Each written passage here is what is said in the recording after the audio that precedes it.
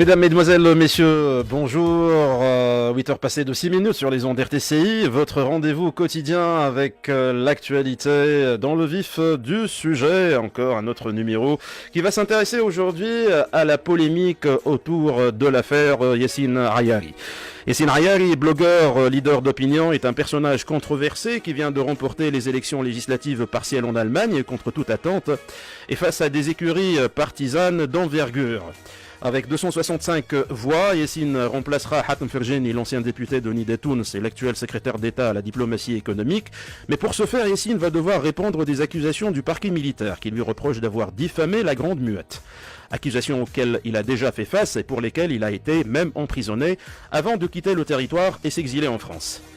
S'agissant de ces affaires en diffamation, Yassine accuse à son tour la justice militaire d'être instrumentalisée pour faire barrage à sa victoire et l'empêcher d'exercer son mandat de député pour lequel il a été élu.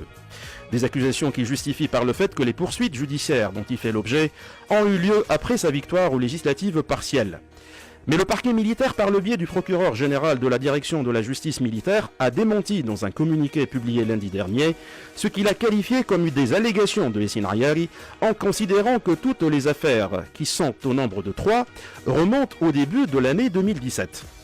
Et à ce propos, le communiqué cite 2 affaires datées du 2 et du 6 mars et une affaire en date du 28 avril 2017. Par ailleurs, 2 de ces affaires ont été publiées le 2 et le 8 janvier courant, mais le tribunal a décidé de les reporter au mois de mars. L'affaire Yassine Ayari interpelle l'opinion publique à plus d'un titre. Une opinion publique qui n'arrive toujours pas à saisir ce qui se passe, et les interrogations fusent de partout devant des discours qui sont aux antipodes. Sommes-nous devant un procès inéquitable et une instrumentalisation de la justice en vue de priver un vainqueur des élections de siéger au Parlement tunisien? S'agit-il pour Yassine Ayari d'une tactique visant la victimisation pour se propulser héros en rappelant les dérives de l'ancien régime et ses pratiques d'intimidation? Et pour tirer le bon grain de livret, j'ai le plaisir de parler ce matin au téléphone avec M. Yassine Ayari, le vainqueur des élections législatives partielles en Allemagne. Yassine, bonjour et merci d'avoir accepté l'invitation d'RTCI. Yassine ? Merci à vous pour l'invitation qui se fait de plus en plus rare. Je ne suis pas le bienvenu aux médias, donc je vous remercie pour cette fenêtre médiatique. RTCI est un service public qui donne la parole à tout le monde, Yassine Ayari, bien évidemment en respectant donc les règles du service public, la déontologie et ne pas tomber dans la diffamation. Absolument. Merci beaucoup. Alors, je rappelle que j'ai contacté personnellement le ministère de la Défense samedi dernier. Le ministère de la Défense n'a pas souhaité donc dépêcher quelqu'un pour être présent aujourd'hui pour nous éclairer. Donc, et puis on m'a dit que lundi on va publier un communiqué, ce qui a été fait. J'ai contacté aussi l'avocat Sifek El Gafsi, qui est l'avocat donc de la liste où le parti l'appel des Tunisiens à l'étranger, qui ont donc intenté une action en recours pour excès de pouvoir devant le tribunal administratif contre l'ISI, l'instance supérieure donc indépendante pour les élections, pour donc annuler les élections de 2017. Mais le monsieur maître Gafsi, après l'avoir contacté hier, aujourd'hui, il a éteint son téléphone et j'arrive pas donc à le joindre. Notre coordinatrice est en train d'essayer encore de l'avoir et je rappelle, s'il est à l'écoute, de nous rappeler au 71 840 000. Alors Yassine Ayari, je reviens vers vous. Aujourd'hui, l'opinion publique est devant 2 discours qui sont complètement antagoniques. Vous dites que les actions ont été faites après votre victoire. Le parquet militaire dit que les actions datent du début de 2017. Cher monsieur, avant de me présenter aux élections, j'ai mandaté 2 avocats pour aller au tribunal militaire de Tunis pour vérifier si j'ai des affaires en cours. Les 2 avocats m'ont confirmé qu'ils n'ont rien trouvé. De plus, M. Farouk Bouafkar, qui est le responsable juridique de l'ISI, a déclaré pour l'agence Tunis, pour les agences de presse, qu'avant d'accepter ma candidature, ils ont contacté le ministère de la Justice, de la Défense et de l'Intérieur pour voir si j'ai des problèmes, si j'ai des casseroles, si j'ai des problèmes juridiques. La réponse de ces instances était négative. Et c'est pour ça qu'ils ont accepté ma candidature. Donc, une semaine avant les élections, mais les avocats et le système informatique de l'ISI ne trouvent rien. Comme par hasard, après la sortie des résultats, je trouve que je suis suspecté, on va dire, dans 3 affaires. Mes avocats étaient au tribunal militaire le 5 janvier 2018. Ils n'ont eu aucune information d'affaires en cours, et c'est ce que le tribunal leur a donné comme information. Mais comme par hasard, le 8 janvier, je trouve que j'ai été convoqué au tribunal. Alors, je vais essayer de vous éclairer, vous et vos auditeurs, sur un point bizarre, on va dire. Pour l'affaire en cours du 8 janvier. Le début de l'enquête, c'était le 4 janvier 2018. Dans ce même jour, le mandat d'arrêt a été édité. Ce même jour, le mandat d'arrêt a été envoyé à mon domicile au Bardo. On va revenir sur cette histoire. Le même jour, le mandat d'arrêt est retourné non exécuté. Le même jour, il décide de la date de me faire passer devant un tribunal.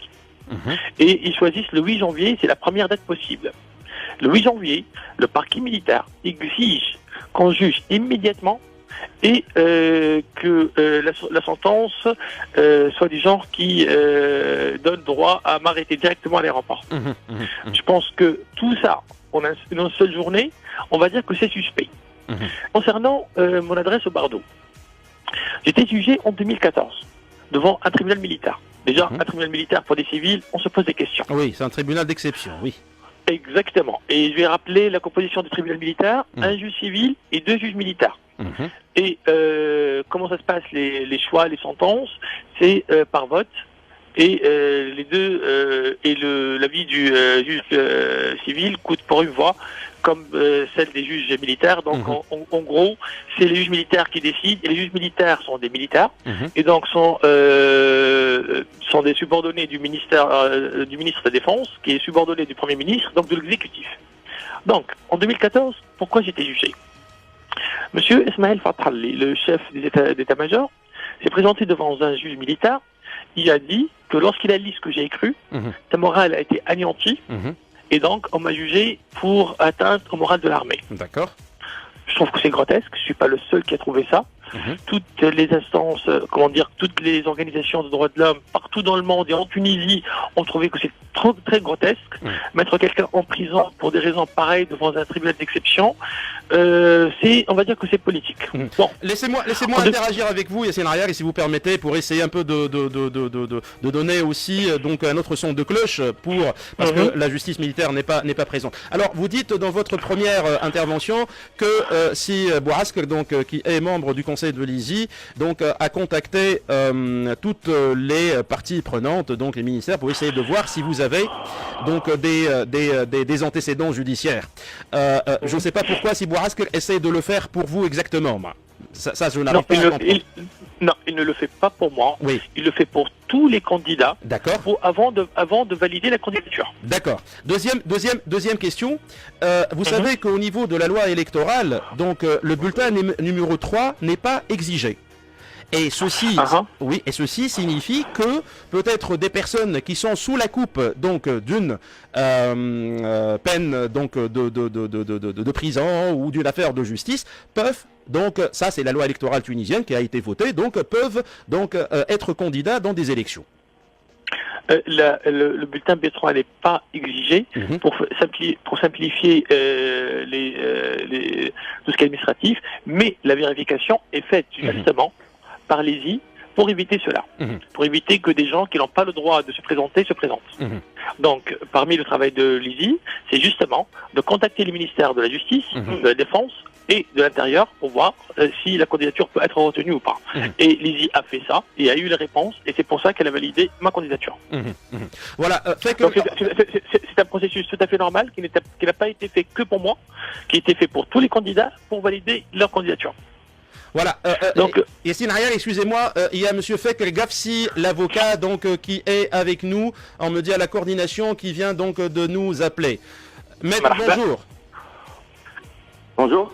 Bonjour, merci de nous avoir donc rejoints dans ce débat-là. On va essayer d'éclairer donc la lanterne de l'opinion publique tunisienne. Alors vous, maître, vous représentez donc un parti politique, en l'occurrence l'Appel des Tunisiens à l'étranger, qui a essayé qui a intenté une action en recours pour excès de pouvoir contre donc l'ISI pour essayer d'annuler donc les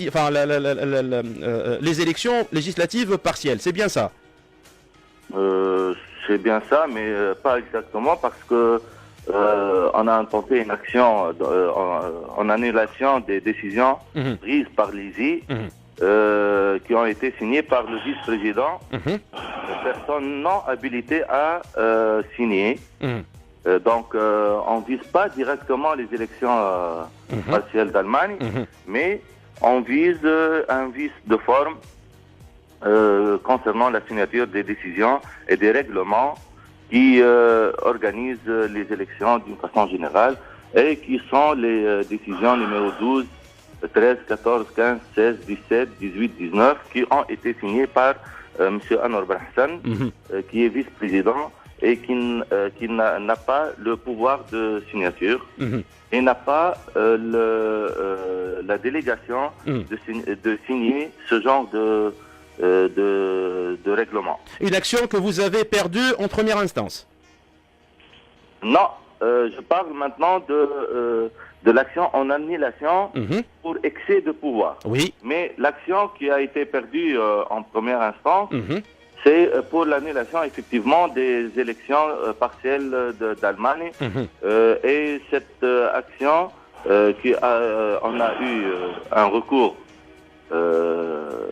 lundi contre ce jugement, et le jugement va être prononcé le 15 janvier. Et cette action vise les travaux et l'organisation de l'ISI et ne vise pas la candidature de personne. Donc ce n'est pas contre Yassine Ayari finalement. Essentiellement contre l'ISI parce qu'elle a mal organisé. Essentiellement ou exclusivement, monsieur Fekr Gafsi? Essentiellement parce que on sait que les élections, quand on annule une élection, ça a des retombées sur les candidats. Ça c'est l'évidence même. D'accord. Voilà, essentiellement contre l'ISI. Restez avec moi, si vous permettez, maître Gafsi. Yassine Ayari, l'autre question aujourd'hui, donc sur la question procédurale, peut-être si maître Gafsi va essayer de nous éclairer par rapport à cette question procédurale. Donc vous avez dit que on vous a invité donc à vous prononcer contre les charges retenues contre vous. Donc alors que donc votre siège, je dirais, n'est pas réellement le Bardo et que vous êtes en France et que même le consulat donc n'a pas été avisé par cette invitation-là. Pire, monsieur. 2014, quand j'ai été arrêté, ils ont utilisé le même stratagème et j'ai dans ce même tribunal militaire de Tunis, j'ai redonné encore mon adresse à l'Arwin. Donc ils ne peuvent pas dire qu'ils ne le savent pas. Bizarrement, ce même tribunal, quand il m'envoie des lettres concernant l'affaire de mon père, Marhoum Tahar Ayari, il utilise mon adresse de l'Arwin. En 2014, quand ils m'ont arrêté, je leur ai donné encore une fois l'adresse à l'Arwin. Le ministère de la Défense, quand il m'envoie des lettres, autres que celle-là, il utilise l'adresse de l'Arwin. Pire, le service consulaire en Tunisie, de la Tunisie en France ici, connaissent mon adresse en France. Donc ils ont tous les moyens pour me faire parvenir toute invitation à comparaître. D'accord. Ils ne le font pas. Ils utilisent une adresse vieille de 20 ans, sachant pertinemment que je ne vais pas recevoir parce que j'y habite plus depuis 20 ans justement, et comme ça ils peuvent me juger comme ils veulent, sans que personne ne sache. Par contumace, donc vous essayez de dire que c'est pas contumace. Oui. Exactement. Et pour me mettre devant le fait accompli, comme ça, quand je sais pas, je peux pas préparer ma défense, c'est ce qui s'est passé en 2014, je passe de la case aéroport à la case prison, et comme ça, ils seront le seul à à pouvoir parler aux médias et donner la version qu'ils veulent. Restez avec Ils ont moi, fait ça. Maître Gafsi. Maître Gafsi, s'agissant de la procédure, donc dans le code des procédures pénales, vous qui êtes donc avocat, je voudrais bien que vous nous éclairez sur cette question-là. Est-ce que le tribunal militaire donc a l'obligation d'inviter donc un prévenu pour essayer donc de le juger? Vous venez d'écouter donc Yassine Ayari, je voudrais honnêtement donc que vous nous donniez donc votre explication comment la procédure se fait pour quelqu'un qui vit à l'étranger, qui n'est plus donc en Tunisie. Légalement parlant, on invite quelqu'un dans l'adresse reconnue, dans la dernière adresse reconnue pour cette personne. Mais je ne sais pas, dans le cas d'espèce, par expérience, nous, on a invité Yassine Ayari dans notre action à 5 Naj Qarqna Lawina. Absolument. Et cette adresse, on a trouvé personne. Et on a utilisé l'article 8, la lettre recommandée avec accusé de réception. Poste de police, donc voilà, donc, oui. Personne n'existe dans cette adresse à 2 reprises. Et ce que je crois savoir, c'est que les tribunaux, ils respectent cette procédure légale. À ce que je connais. Non mais vous venez de me dire que vous-même vous avez donc essayé d'inviter Yassine Ayari à son domicile alors que ce n'est pas réellement son domicile. Non, c'est mon domicile. On a reçu le courrier. C'est ma mère qui l'a reçu parce que moi j'habite en France évidemment. C'est ma mère qui l'a reçu, mais c'est là que je peux recevoir les courriers qui me sont adressés en Tunisie. C'est mon ancienne adresse, mais c'est là où ma famille habite. Moi j'habite en France. C'est un secret pour personne, même pour Monsieur le Gafsi. Et mon adresse est enregistrée dans les services consulaires. De la Tunisie en France. Donc je me suis présenté au consulat, je me suis dit j'habitais en Tunisie, maintenant j'habite en France, voici mon adresse, et elle est connue par les services consulaires, par l'État. Et pour revenir... il reste à préciser que les tribunaux trouvent une difficulté administrative dans ce genre d'invitation. Et généralement, ou dans la plupart des cas, dans les affaires pénales, l'invitation ne parvient pas à temps à la personne concernée. D'accord. Elle n'est jamais arrivée. C'est pour cela il y a toujours les jugements... par contumace. Par contumace, exactement, par contumace. Voilà, le tribunal militaire n'a jamais trouvé de problème pour me faire parvenir des courriers concernant l'affaire de mon père. Jamais. D'accord. Maître Gafsi, encore une question, si vous permettez. Yassine Ayari a la possibilité, à travers ses avocats, de demander donc un listing dans les affaires qui le concernent auprès du parquet militaire. Est-ce que la procédure est la même, comme c'est le cas au niveau donc du parquet, je dirais, civil, judiciaire? Je crois, oui, je crois. Et je crois savoir aussi que les poursuites contre Yassine Ayari remontent à des années, ne sont pas fabriqués ou à l'occasion de son élection. Est-ce que vous avez une information, monsieur, ou c'est une opinion? Parce que moi j'ai été jugé en 2014, c'est pas un secret pour personne, mais est-ce que vous êtes au courant d'autres affaires? C'est une information. J'aimerais bien savoir comment. Concernant, il y a un mandat d'arrêt daté de 2016, je crois.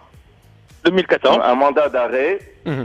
J'ai été arrêté pour ça et jugé. J'ai été arrêté et jugé pour ça en 2014. C'est pas un secret pour personne. Une autre affaire. Une autre affaire qui est en cours.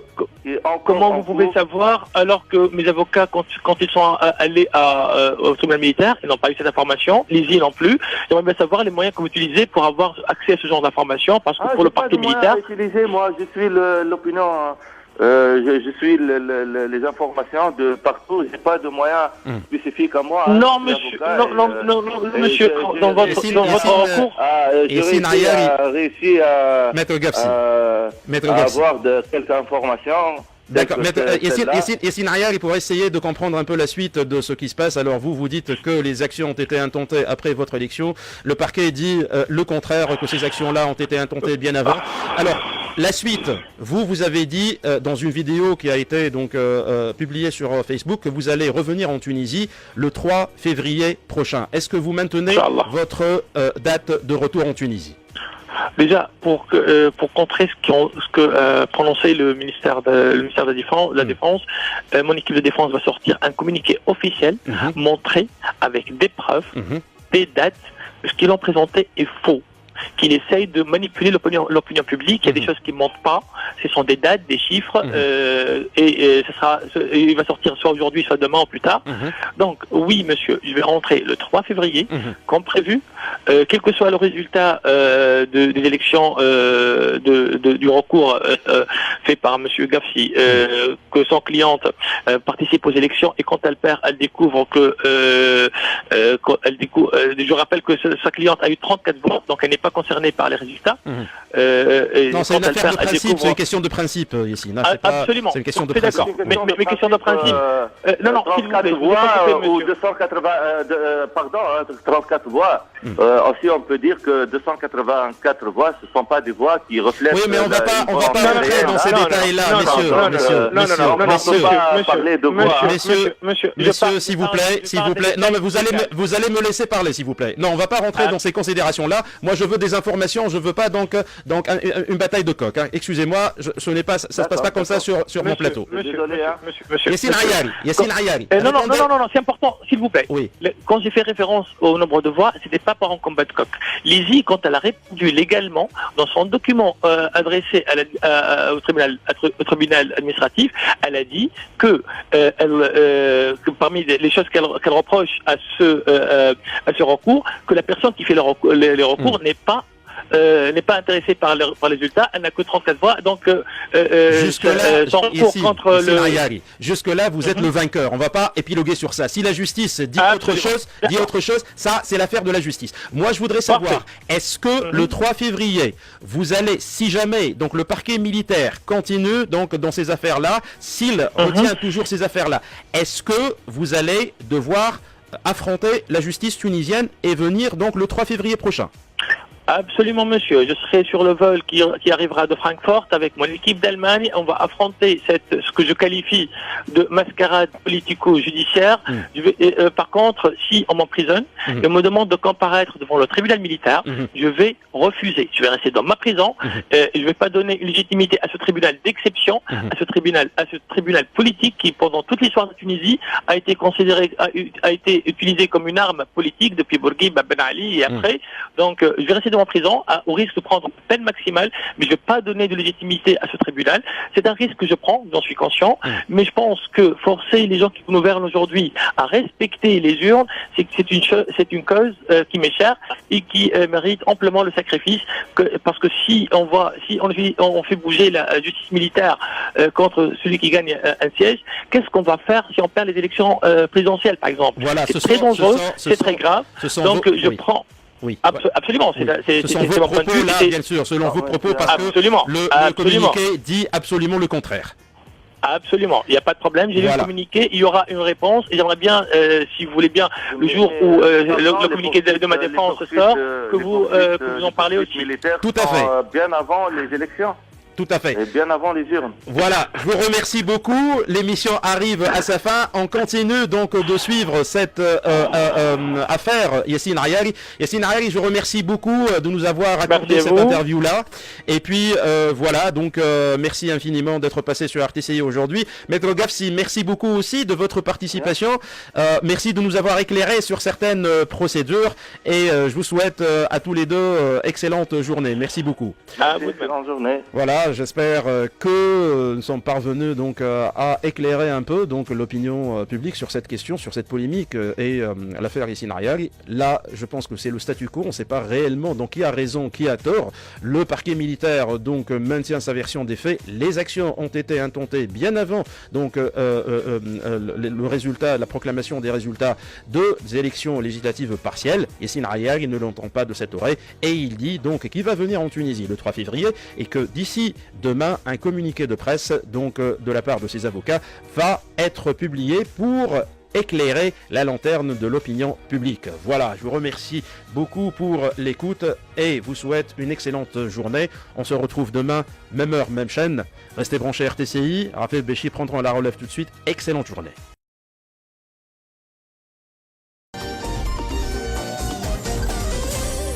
RTCI nous réunit.